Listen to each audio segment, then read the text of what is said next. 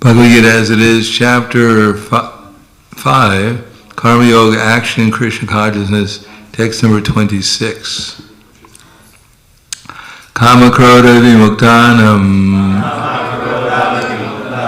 Yatinam Yata Chetasam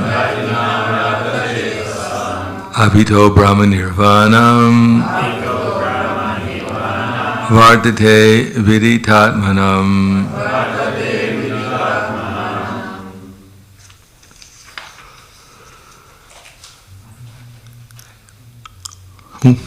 Kama Krodha Vimuktanam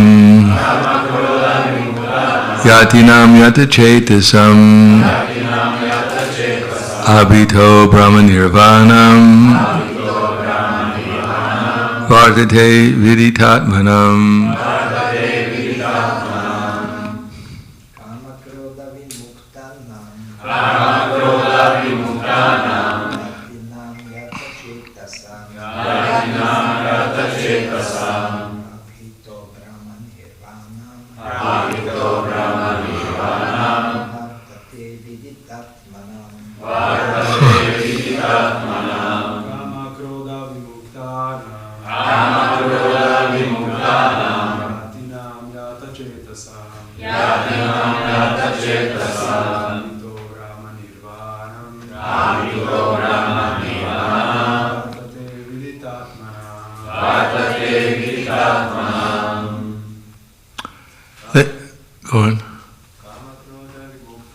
Kama Krodha Vimuktanam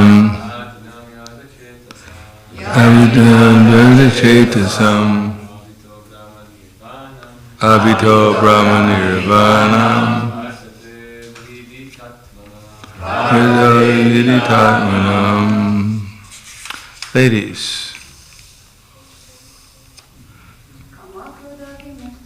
Kama Krodha Vimuktanam Yatinam Yata Chetasam Abhito Brahma Nirvanam Viditatmanam.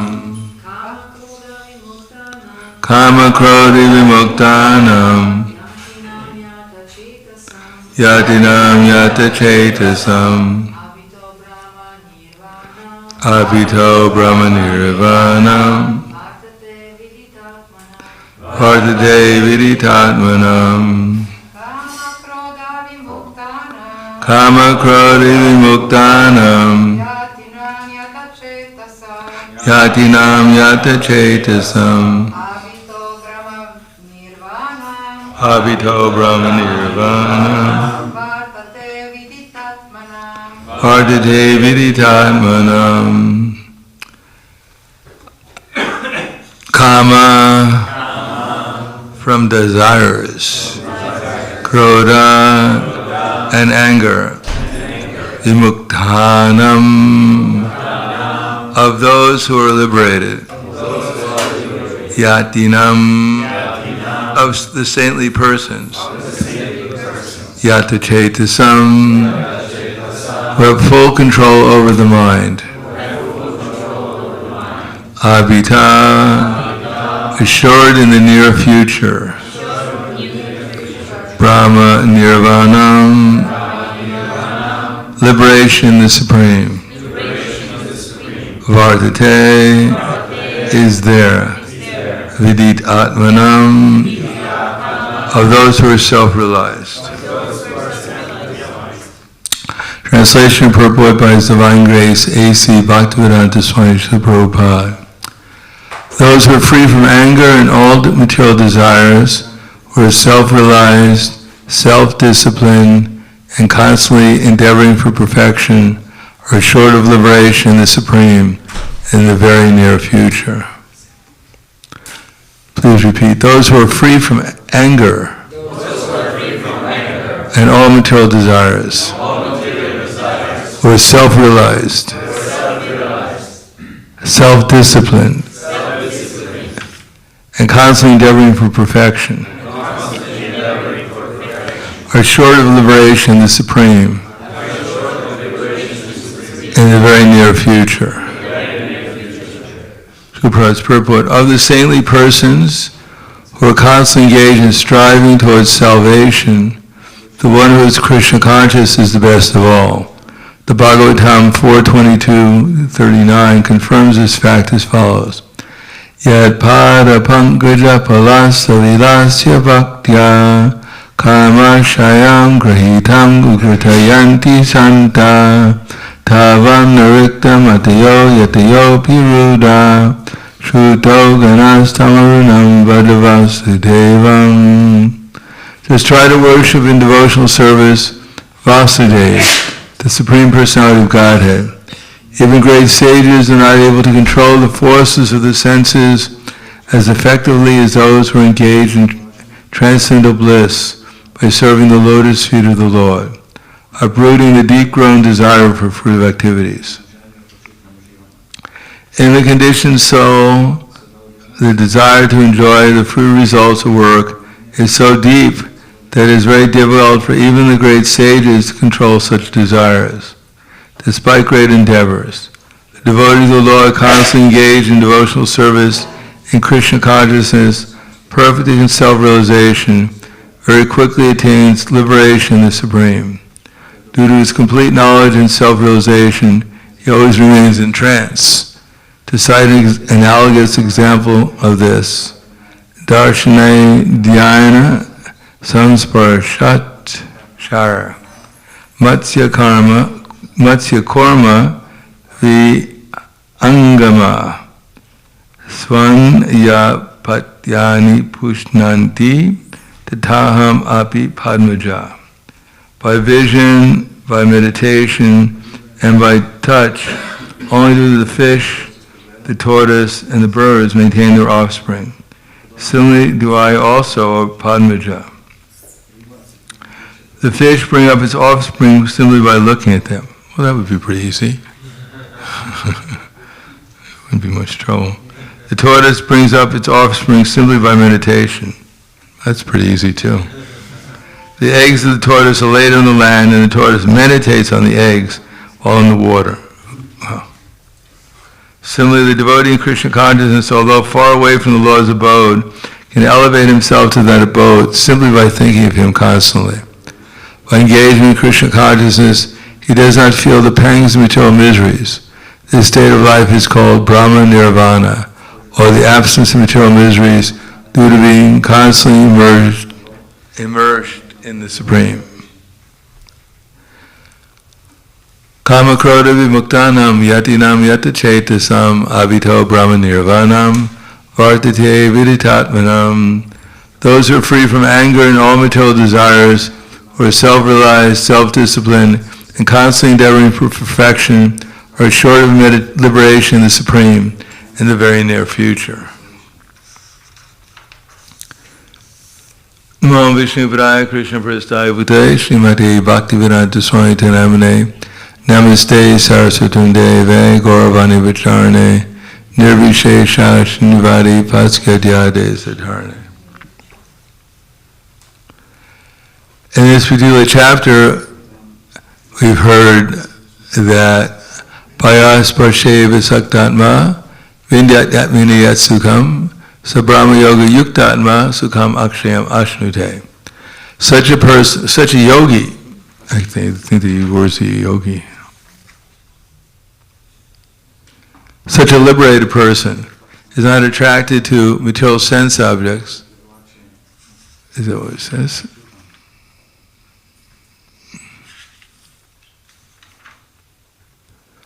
But is always in trance, enjoying the pleasure from within. This way, the self-realized soul enjoys unlimited happiness because he concentrates on the Supreme. And yet the chapter goes on after that. What more do you want than to enjoy unlimited happiness? Is there something better than that?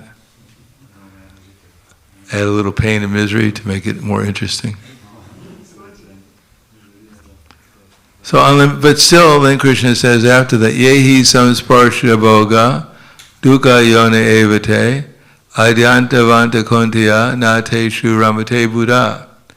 An intelligent person doesn't take part in the sources of misery, which are due to the contact with the senses with their objects, O son of Prithvi, such pleasures have a beginning and an end, and so the wise person doesn't delight in them.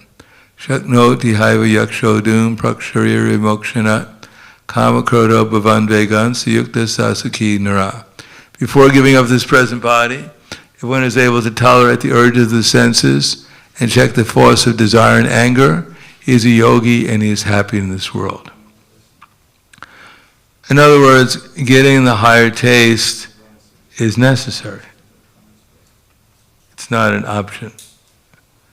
Unless we experience some bliss, then why would we take to Krishna consciousness? Why would we be practicing Krishna consciousness? And thus the result was that we obtained some bliss, some pleasure from doing the service or chanting Hare Krishna, and we learn the art so we can get more bliss, more often, more steadily, and more intently. And the formula is always the same. Namely, we're trying to accept that everything here actually belongs to Krishna. Not so easy to do that. And the only way of actually doing that, to actually come, is to actually think ourselves to be a servant of Krishna's representative. Now, the best representative of Krishna is one who's always in Krishna consciousness. And the next best is one who's serving one who's always in Krishna consciousness to the best of their ability. So that's our situation. We have Srila Prabhupada, who we understand is a Mahabhagavat, always in Krishna consciousness. And why is he a Mahabhagavat? Because he's always serving his spiritual master, who's a bona fide representative of the parampara. In other words, to serve it transparent via media to Krishna, to Chaitanya Mahaprabhu especially, who's feeling transcendental separation from Radha and Krishna, along with his associates, is the means that we actually enter into Goloka Vrindavan. And even if one has the authority, any authority, initiating a spiritual master, the temple president, even the GBC, whatever. If you have an authority who's actually linked with someone who's actually connected with Krishna, and they're giving us instructions, if we're remembering them, as much as we remember them, then the first thing we remember is that I'm a servant, and this is all Krishna's energies, meant for his service. And as soon as we forget that we're connected to our spiritual master who's connecting us in disciple succession, then the result is we come to the platform, my dear mind, my dear senses, what would you really like me to do? There's every tendency to feel like that or do like that. But if we do something, for instance, that's why we have this sadhana bhakti. That's why we get together, we have Guru Puj, we have Guru Arti, because that's what we know. Now this is a bona fide service, and now my business is to chant Hare Krishna and hear and try to become Krishna conscious. Therefore, it's an opportunity, as other opportunities. There are 5 powerful processes. Chanting our rounds should be one of them. It's not always one of the powerful processes. We think it's not one of the powerful processes because we have to learn the art of chanting. And the only way of learning the art of chanting is to hear the instructions of one who knows the art perfectly well. Or as much as someone knows better than we do, they can teach us. In other words, unless we can learn to chant in ecstasy, then we won't be in ecstasy. But before we can chant in ecstasy, we have to chant to the best we can, which means to chant happily. Chanting happily means that we listen to our chanting and then we try to discover what mood we're chanting in. And if we discover that we're not chanting, if we're chanting mechanically, or we're chanting without feeling, then we can always add some feeling to it. It's not illegal in our movement. No one's going to grab you and say, you're a sahajiya, you're feeling too much.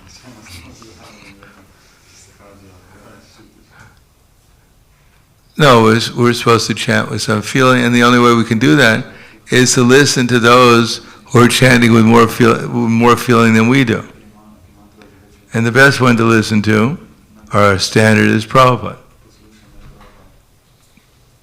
Now, Prabhupada's chanting to most of us is quite a mystery, because we judge things according to our taste for what we think is music, or what we think is sweet, or whatever.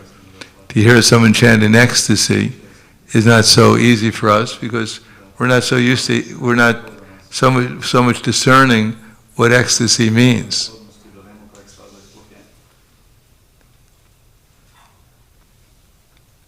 Therefore, at least we have to listen to Prabhupada sometimes, and then read his books, etc. And of those, chanting is the most important. And all we do is have to try. In other words, Krishna is fulfilling our desire according to what we're trying to do. If we just try to chant better, then Krishna will give us the intelligence how to do it, because he sees that's what we want. And if we don't have any desire to improve our chanting, then Krishna can't help us, because he gives us free will. So there the chanting, and to help our chanting, we're reading these books, like, for instance, Kama, Krodha, Vimuktana. We're supposed to become free from lust. Now we've been trained up in modern society that lust is a good thing. If you have a good appetite, it means you're healthy. Even when you're full, if you still have a good appetite, it means you're healthy. And Krodha, anger, it's normal to feel frustration, because not everyone loves me. And if people don't love me, then it's frustrating. How can they not love me? I'm so lovable.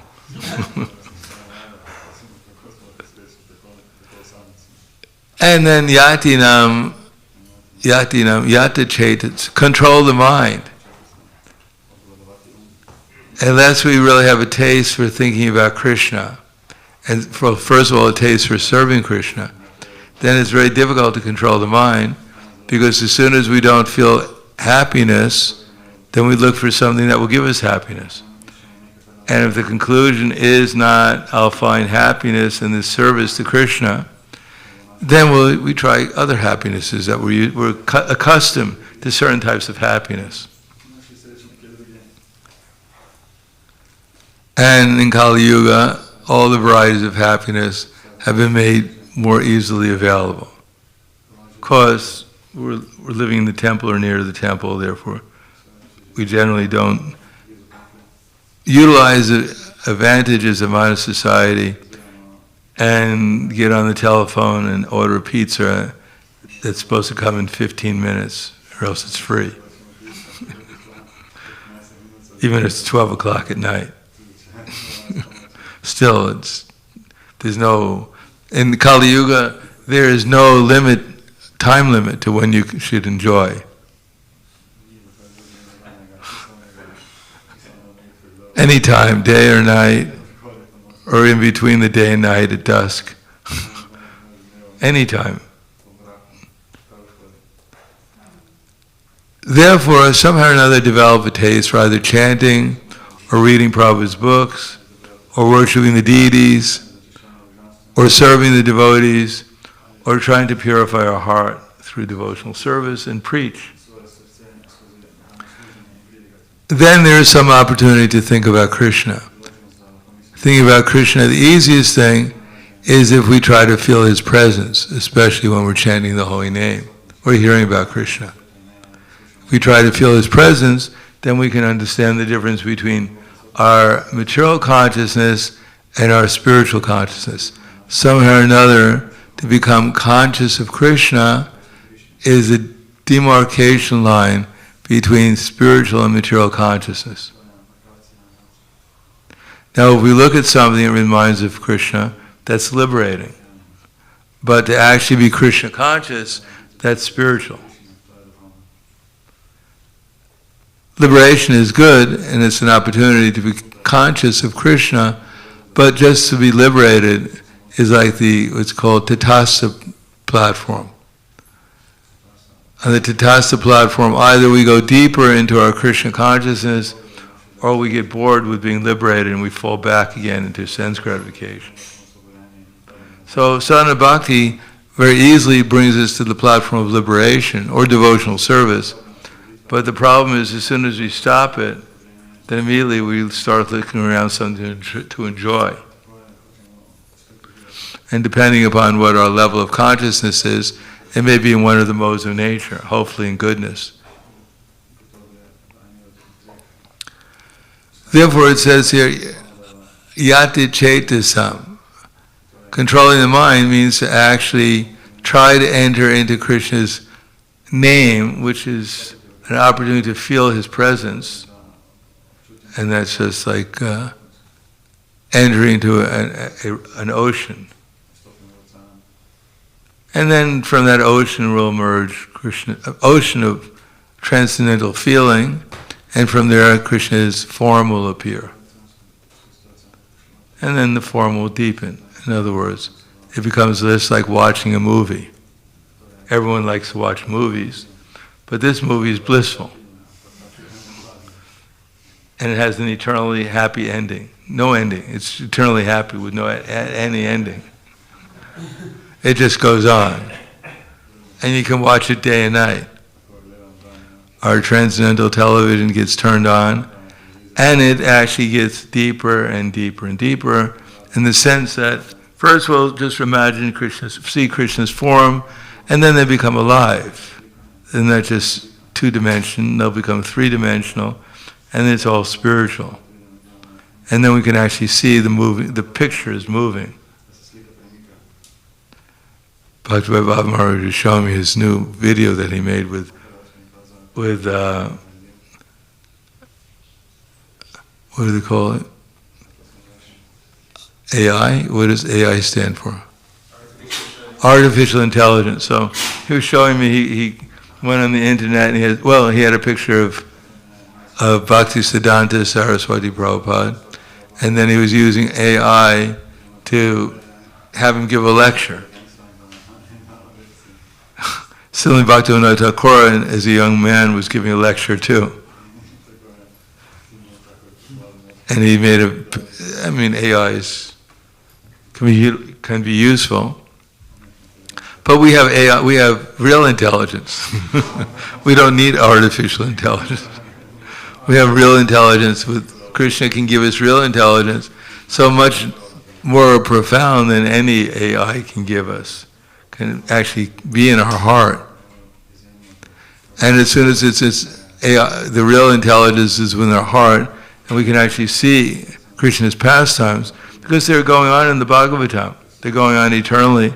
The Bhagavatam is called Mantra Siddhi. Mantra Siddhi means that we chant a mantra, and hopefully we see a picture.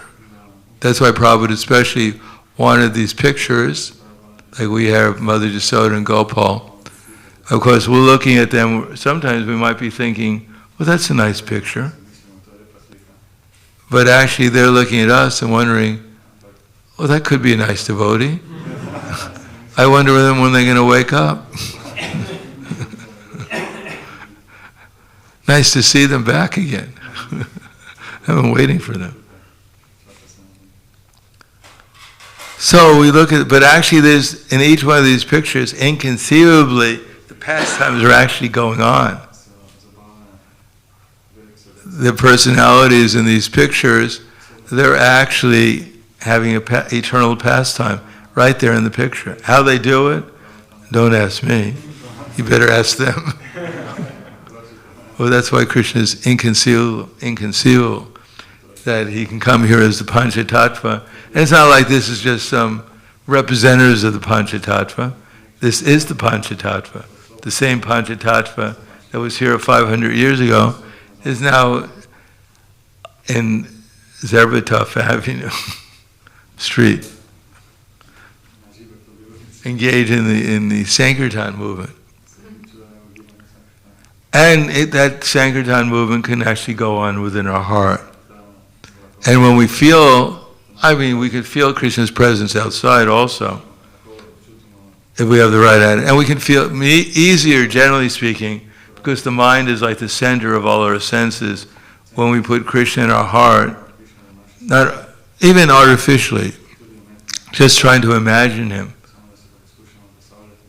that will also give us some feeling. So, because the mind is the center of all the senses, when Krishna is right there in the mind, when we're concentrating, then we can actually feel. Because whatever we put into our mind, we feel. Usually we feel good and bad about things, but if we put Krishna in our minds, first of all, just by hearing, we don't have to go around, just like there was one devotee, he decided he would always remember Krishna and he'd never forget him. So he got a harmonica stand and he put the holy name, the mantra, in front of him. So wherever he looked, all he could see was the holy name. Maybe you can tattoo the holy name inside your eyelids. Every time you blink, you see Hare Krishna. That's a little extreme. But he had this harmonica stand and with the Hare Krishna mantra written on it. And all day long he would go around the temple chanting Hare Krishna. And then he got a little bored, so he started to go around the temple chanting Hare Krishna. Then he went around the block chanting Hare Krishna. Then around 2 blocks chanting Hare Krishna. And one day he started to go around the blocks and he disappeared. So it's a little artificial. So the most closest we can have is just come into the temple and think everything here belongs to Krishna. Just remember that. And everyone here is Krishna's servant. And I should listen to them.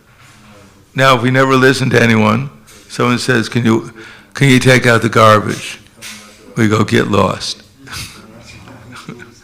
Can you do an arti? Get lost. If we never listen to anyone, then when they're chanting Hare Krishna, we'll think, they should all just get lost. We'll have the same attitude whenever they say anything.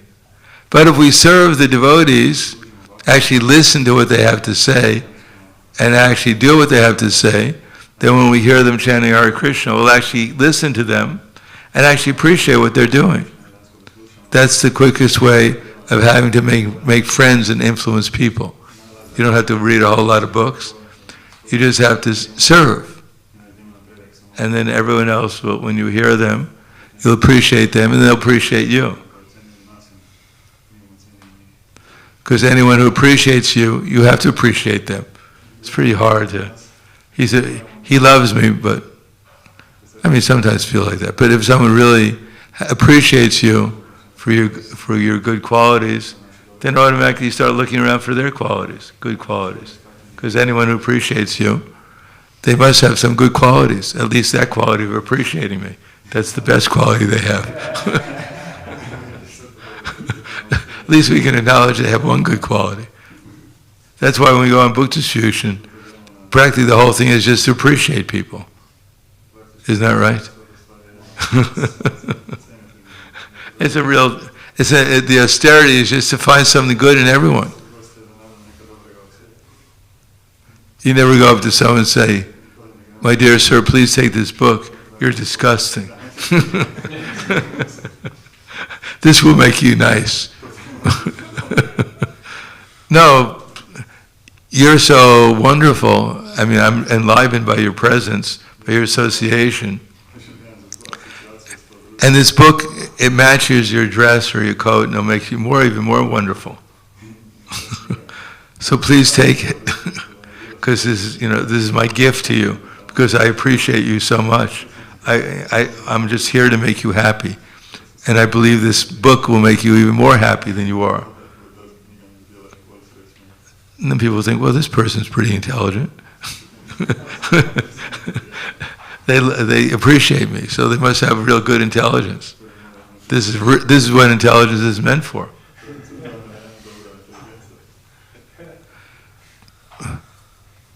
Even our dog, I mean, I had a dog when I was younger. I took good care of the dog because I thought the dog actually liked me. It always come up to me, wanted to get petted, and every time I brushed it, it would lie on its back and kind of like purr. So it was encouraging. So similarly, Krishna, if we actually try to appreciate Krishna, especially his name, if we think his name is just like some other ordinary sound vibration, and that has no any effect other than we got to chant it. The only effect is that after I chant, I get hungry. I do some activity, it's kind of like doing an exercise. And my tongue is so exercised after chanting, it wants to keep on tasting Krishna in the form of prasadam. So that's good, but it's not the best. If we can actually chant in such a way that we're chanting with some appreciation for Krishna. But of course we have to hear about Krishna, or we have to try and chant very nicely. Even we don't know anything about Krishna.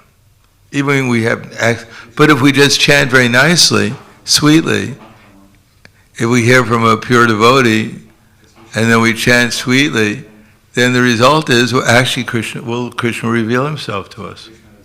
He's not waiting. He doesn't ask when we're chanting, how many pages of the Bhagavad-gita did you read today? Sorry. You're not eligible to taste any bliss today. You got to read the Bhagavad-gita. You don't. Believe it or not, the gopis every day don't read Bhagavad-gita. They don't even hear a class every day. Of course, Srimati Radharani gives classes. She tells the devotees about how to love Krishna. They don't hear that they're not their bodies, because they are their bodies. So that philosophy they don't have to hear. They don't have to hear about Paramatma, because Paramatma is right in front of them. They do like to hear about Krishna, though. How to love Krishna more. And whatever, at the end, and they just put it into practice. So all we do is have to love Krishna, and then we'll get perfection. You don't have to hear all these classes. Unfortunately, if we don't hear the classes, we'll forget we're supposed to love Krishna, because we're not that much in contact with him. But if we just hear that class, and we try and chant very sweetly, try to actually ask Srimati Radharani and Krishna sincerely, to please let me know, what does it mean, loving service to you? What is that? Just to have that inquisitive mind. What does this actually mean? We keep on hearing about loving service to you, but what does that mean? Can you reveal that to me? And then Krishna will do that. And we just have to avoid getting proud. I knew I deserved it. I'm so nice. Of course Krishna is supposed to. What happened? You gave me some mercy. Why aren't you giving more? Well, we just have to be more and more inquisitive. As soon as we get complacent, we think, this is the limit, this is as far as it's going to go, Krishna, you can't do any more than this. Then Krishna won't do anything more. But as soon as we become a little curious, inquisitive, what is the higher and higher stages of life, of actually consciousness, then it'll become revealed to us, because that's what Krishna just reciprocates with us. Even Srimati Radharani and the gopis and the cowherd boys, and Mother Jasoda, the whole spiritual world, even Krishna, doesn't really know what the limit is. Srimati Radharani, although she enjoys unlimited pleasure with Krishna, but she doesn't. Every day she gets, when she's about to meet Krishna, she doesn't even know what's going to happen. She has no idea, because every time she meets Krishna, it's completely different. So in that sense, she never knows what's going to happen. She doesn't even think really that she's even met Krishna, because now when she meets Krishna, it's going to be completely different. It's going to be thousands of times better than the last time. So she forgot about the last time. She's only looking to when she's going to meet Krishna. And similarly, Krishna has no idea what it's going to be like when he meets his devotees, because it's always better and more enjoyable for him. So always more loving and blissful. He's always finding out new things about his devotees. So that's the mood that we have to be in. Otherwise, another day, another artik, another prasadam, another reading here in the Bhagavad-gita, then we think, wow. But it has to be, what am I going to experience today?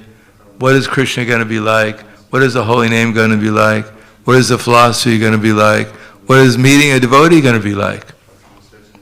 How can I get the maximum happiness by serving these devotees, by making them happy? If we make others, devotees, happy, then the result is that we become happy. Did you ever try and make someone miserable and try? I mean, hopefully you didn't. There are people like that in the mode of ignorance. They get happiness by watching other people being miserable. But for any sane person, especially the devotees, they get happiness when they see the others are happy. Krishna is happy when he sees the loving exchanges between his devotees. That's what makes him happy. So we should try that out. Try to make devotees happy and see if we don't advance spiritually. If Krishna doesn't become happy, and causelessly we advance spiritually, just because Krishna is happy, that we're trying to make the devotees happy. And of course for that we have to change our attitude. Not that this devotee is coming, they stole a glove from me yesterday, how can I get even with them? They've offended a pure devotee. Me. Luckily, Indra didn't throw a thunderbolt at them, but they better be careful. So we shouldn't pray for Indra's thunderbolts to be thrown at our enemies. Or else he might throw one at us to wake us up. We should think, how can I actually, even our enemies, when the enemies come to our house in the Vedic culture, then we treat them just like our best friends. The idea of that is that not that we're masochists or sadists. We're trying to change the relationship, keep the proper mood. After the fight during the Kurukshetra war, when the Pandavas were fighting the Kurus, at night they would all meet together and have prasadam together. They were friends. That's culture. Because that's based upon the fact that we're all eternal, and somehow or another we're going to have to live together eternally, whether we like it or not. Not that we get to the spiritual world and we meet our worst enemy there and say, how did you get here? Let me tell Krishna what you did, maybe he'll throw you out. I don't think this spiritual world is big enough for the two of us. Either you go or I go. That's not the proper attitude. There's only loving service in the spiritual world, because everyone is beautiful there. Everyone is serving Krishna, and therefore that makes them unlimitedly beautiful. So I'll stop there. Thank you. Any questions? Yes.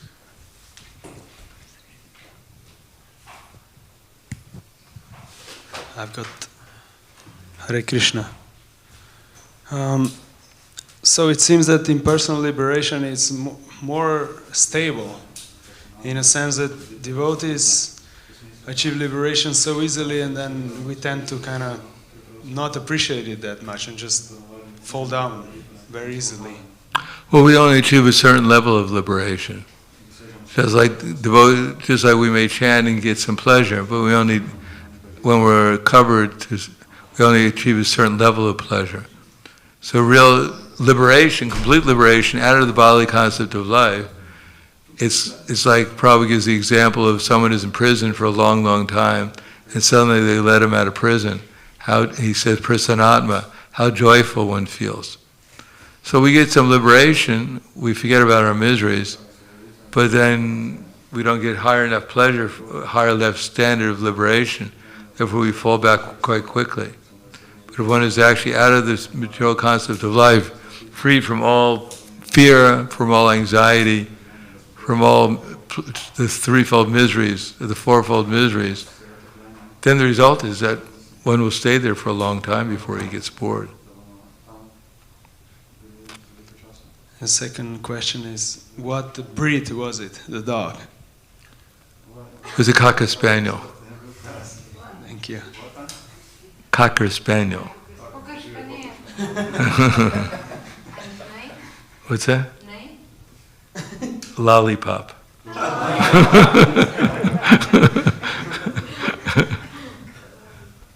I spent a lot of time with that dog. I used to play with it, brush its hair, and I took care of it better than anyone else, I think. Yes. Hare Krishna, thank you, Maharaj, for sharing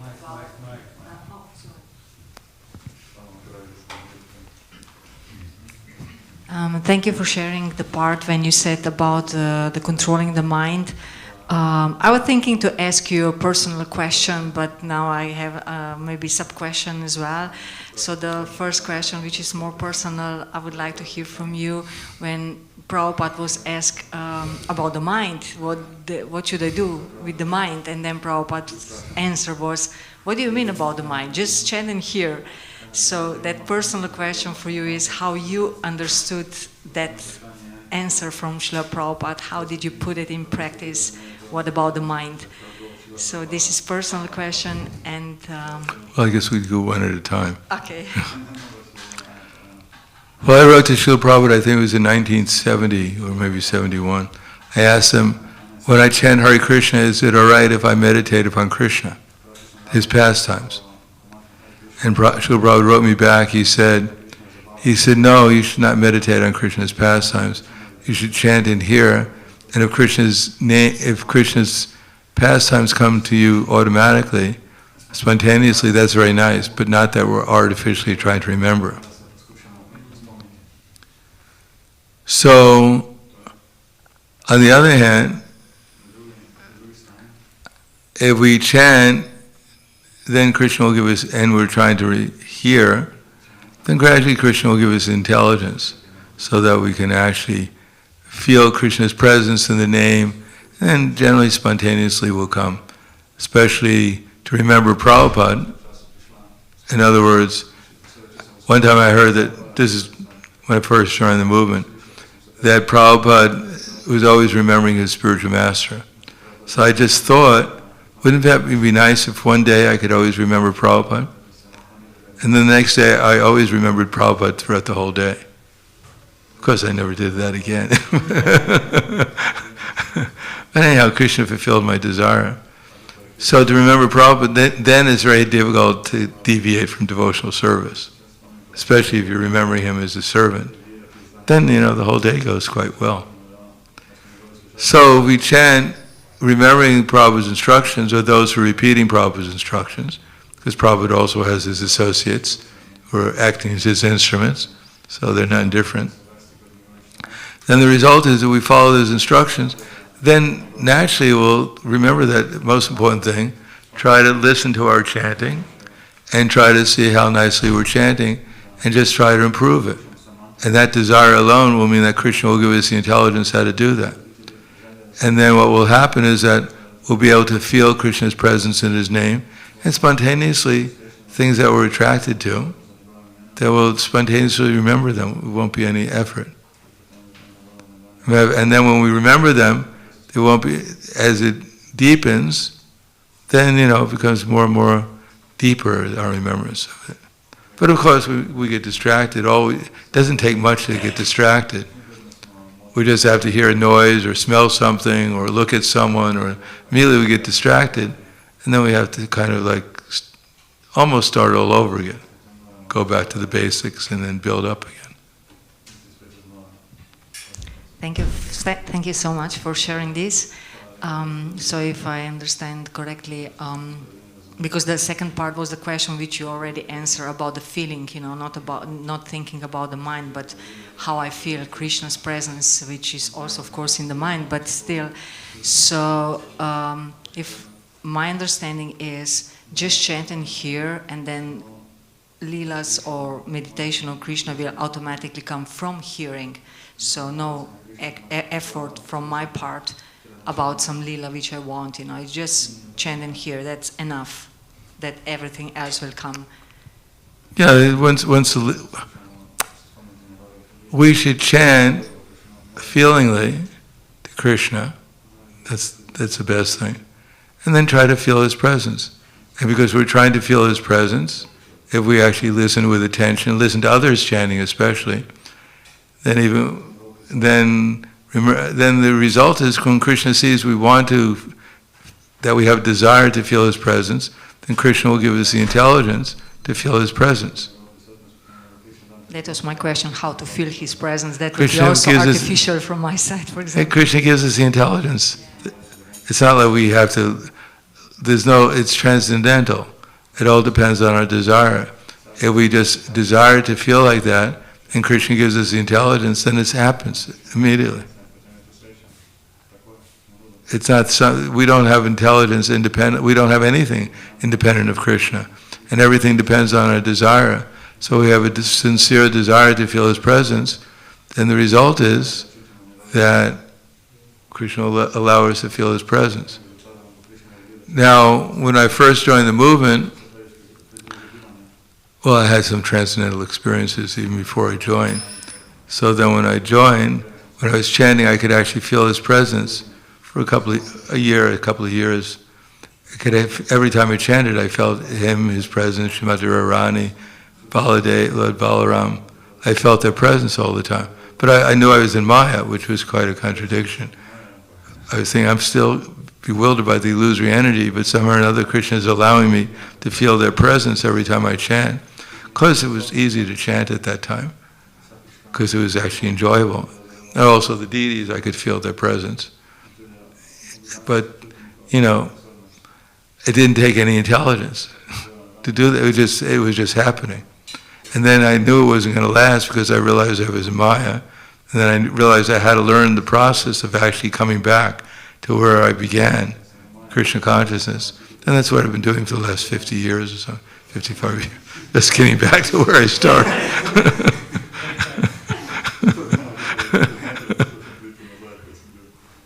Thank you so much. Thanks. Yes. One appreciation.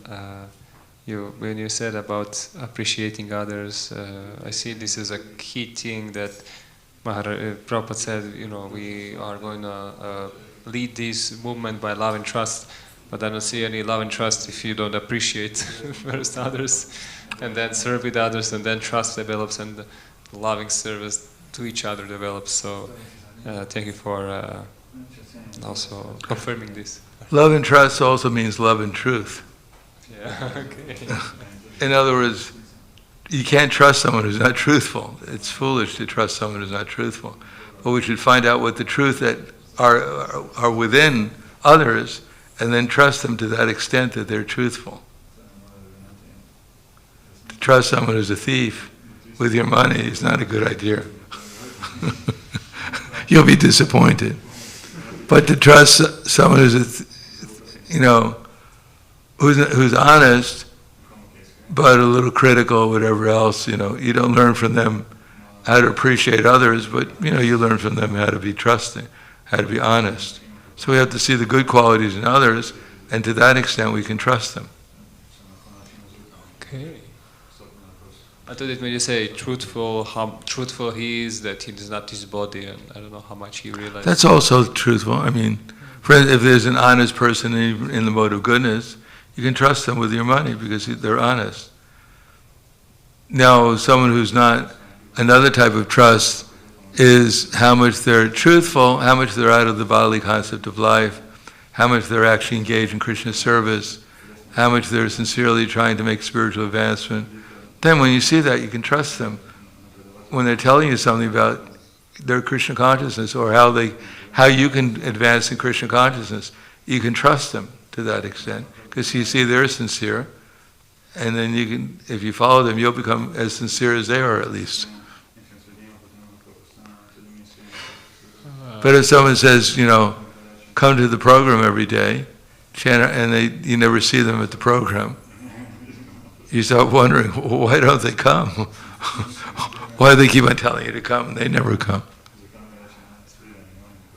I mean, unless you actually have a taste for coming, then you don't really care whether they come or not. But at the beginning, you might be a little bit wondering, if the program's so nice. I mean, there may be a reason why they don't come. There may be, or if someone says, try to love the devotees, and they're always yelling at the devotees. You wonder if they're the best person to follow. Is that the way to love the devotees? You rascal! May your nose fall off in the next 2 weeks. I love you.